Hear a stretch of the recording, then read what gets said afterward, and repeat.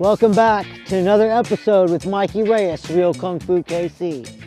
This is our 10th episode and our journey here has been amazing.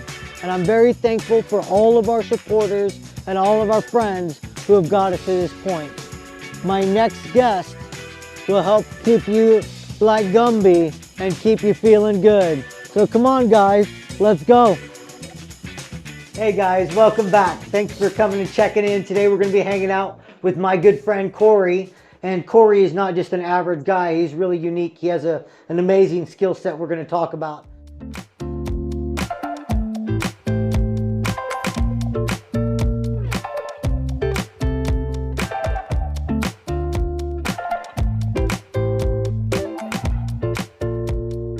I've always been into health and fitness and just trying to take care of my body, so figured I would try to help other people in this area because this is definitely a lack of knowledge and experience for most. My business is called Stretchology. Basically, it is what it sounds. I do go ahead and stretch you out, but my specialty is muscle lengthening. As a martial artist, it's very important to keep a stretching regimen. But even though I keep a stretching regimen, I still value and know how important this type of healing is, because on top of just martial training and getting injuries through martial arts, I've been in car wrecks, had other issues, and this really helps open all that up and get blood flow moving. When your muscles are being lengthened and your tendons are being stretched, it improves your blood flow so much, which also helps you not just in mobility, but it helps you from getting sick, because when your blood is moving consistently, it helps you from having stagnant blood, which therefore keeps you from being sick as much. There's so many parts about this type of healing and what it could do for you. I will have people that do have higher blood pressure and are on blood pressure medication, right? Yeah. But then they haven't even taken their blood pressure medication yet, and then they'll be texting me like, hey, my blood pressure is really low this evening. I'm like, well, yeah, we increased circulation in your body. Sometimes it has to do with just circulation. Poor circulation, your blood pressure can definitely get elevated. It's literally one of the first things I do is I rotate every joint on my body when I wake up, because for that reason exactly, as time goes on, our joints get stagnant, they get crunchy, they don't want to move as well, they're not opening up. But if I rotate all those joints every single morning, it really helps to allow that blood flow to come through, and then you do your stretching and everything else. If we don't have blood moving through our body properly, our engines are not going to work as well, and we're not going to be able to be as proficient as we should be in life. So mobility, to me, is one of the things that I find to be extremely important, because even though, again, I do stretch, it still opens up more mobility for me, and I find that to be great.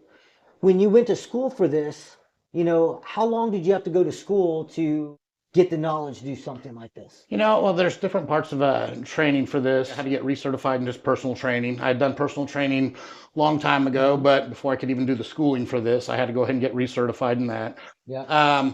Then the first part of it, you're doing a little bit more like online type stuff, but you already have to have like a table and like your seat belt and straps and all that. So you kind of have to be committed. And then the second part, to actually get your master's in it, I went to New York and did the final training and everything with people out there who actually put together the program. Awesome. So, yeah, so it was definitely interesting, definitely a good experience, and I really enjoy it. I mean, I know you went to it because you find mobility to be extremely important.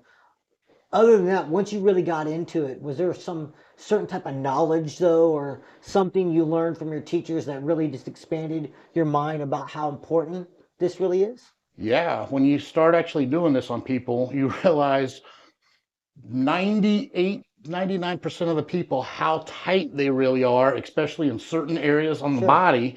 And you're like, wow. And, you know, when they're maybe talking about chronic low back pain and everything like that, you know, a lot of stuff kind of goes into that. Like, are their hamstrings tight? If their hamstrings are tight, that's going to start pulling on your glutes, going to start pulling on your rectus spinae, and then you're going to start getting a lot of that tightness in there, and then also if that stuff's getting tight, it's going to start maybe pulling on your hips a little bit. So now your hip gate's going to get out because your hips are going to shift, Yeah. which will create a leg length difference as well. Yeah. So it's really trying to, just really help people and also make them a lot more conscious about it, like how important it really is just to go ahead and stay stretched and flexible.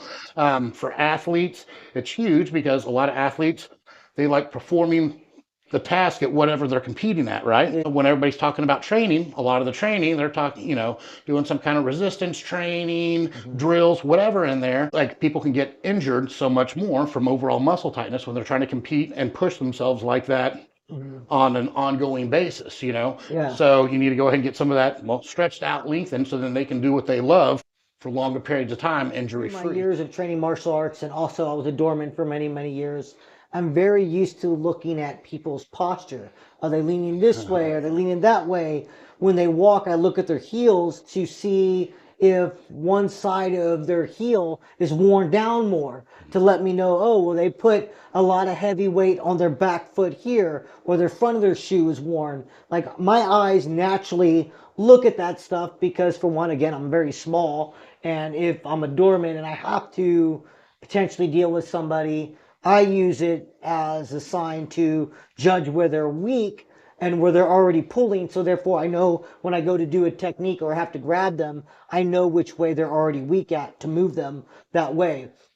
I mean, that's a martial perspective. But when you see people just walking and you're not here, do you sometimes see them and say, man, I could tell that guy's calves are crazy tight by this, or I could tell that their back is tight here because it's dropping and pulling their shoulder. Do you also think and see like that? Absolutely, especially now that I'm in I'm always just checking people's posture without even thinking about it. I'm like, huh, but you can just see people, like, even when they're walking, like if a lot of times when people's shoulders start rolling forward, instead of their hands being straight at their sides, when they're walking kind of chest up, they start kind of slouching a little bit more, and now their hands are rolled more forward because their shoulders are rolled forward.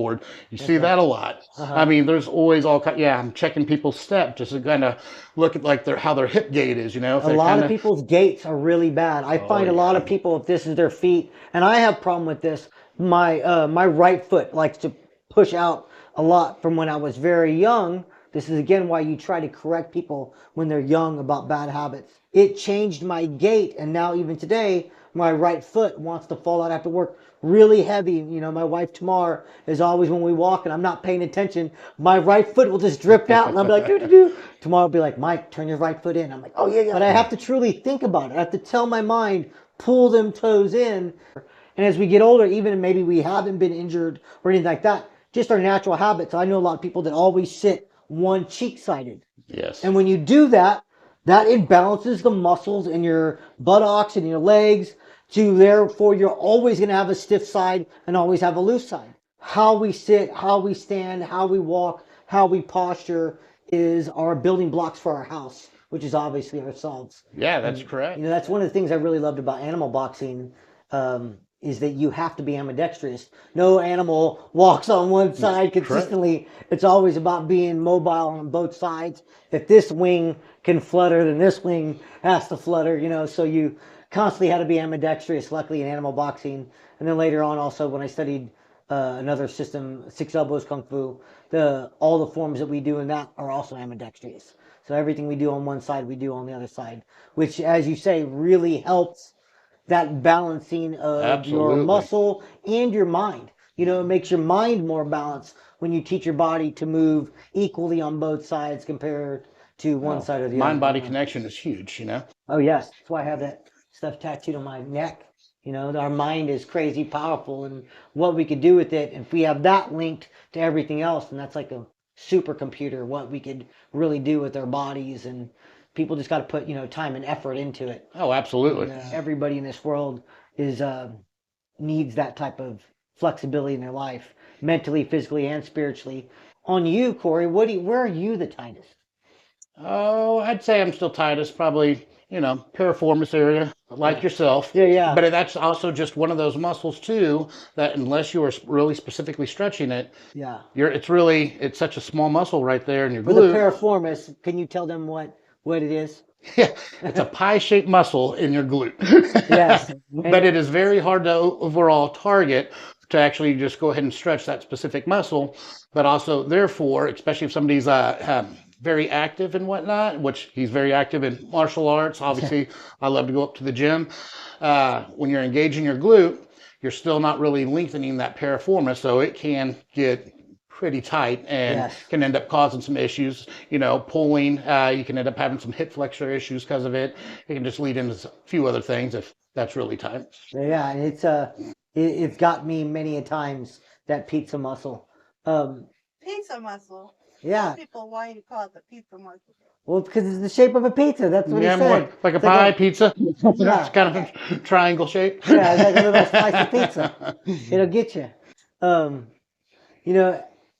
So, I mean, obviously, as you've gone on through life, Corey, and you've had to do all these things physically, you're learning all these great knowledges. Does all this stuff get to evolve to eventually a different level, or do you find you're learning new stuff about bodies all the time while you're working with people? I mean, it's obviously everybody's got to be so different. Everybody is different on their, obviously on how their muscle and tendons are made up. And that's another thing that I've definitely found doing this is like muscle is definitely a little easier to go ahead and get lengthening, but then some people's restriction is actually on tendons. That's going to take quite a bit longer just because your tendons are, tighter, less blood flow, a lot more dense. Yep. So it does go ahead and those take a little bit more time when people start dealing with tendon issues that are the restriction versus muscle. But yeah, everybody's body is so different. Some even in like like pelvis area, just on rotation or whatnot, you'll feel it to where you're really kind of coming out of resistance on the muscle, but it's more so in the joint where it'll end up locking, and that's just a whole different realm. I feel that when you do the one where you come across and you hold down with your chin and you feel that. Yeah. I feel it stretch through my hip for a while. But then after a while, I feel like somehow like my bones are just locked. Or just stopping me. I'm like, why is that happening? I don't understand why that occurs, but I definitely feel exactly what you're talking about, that it feels like at a certain point your muscles and tendons go so far, but then something in your body really because there again, once your joint ends up locking, then you can't really lengthen any tendons or ligaments anymore, or tendons muscle ligaments anymore, because now that joint's locking. So now that like your pelvis is just going to want to rotate if it's locking in the actual joint itself. I really want all of you guys to get some of this. Corey, why don't you tell these people where you're located, so that way people come see you and how they get a hold of you. I think that's important. Yeah, I am in Shawnee, Kansas. I am actually in with Anderson Family Chiropractic. In here we have obviously there's Anderson Family Chiropractic, me, Stretchology, and then my wife Erica, Relax Limb Massage. We're all in the same location. So as far as I know, we're the only one in Kansas that has all three in one location for this. It is a trifecta of health. We would like to thank you, Corey, for being here with us and showing the world how stretching improves your life. I would also like to thank all of my viewers for being here with me during this journey. In the last episode of the year, I honor my Kung Fu teacher, John Reeder, and animal boxing. Like, share, subscribe, comment. One love.